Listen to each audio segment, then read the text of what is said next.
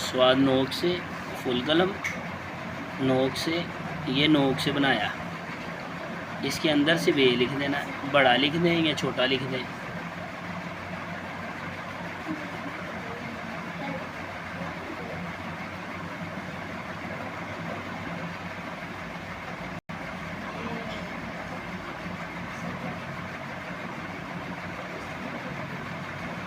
काफ अलिफ का लिखेंगे, गोल ही बना के इसे ऊपर उठाएंगे और ऐसे स्टिक लगाएंगे इसे।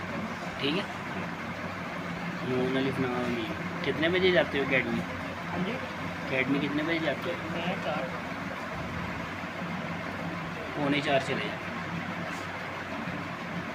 अब ये जो लिखना ना, ये सीन, ये नोक से बनना है इसमें।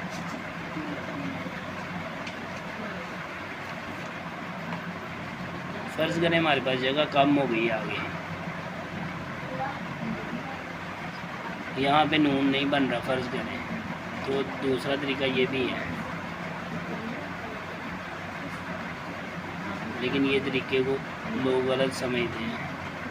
यही तरीका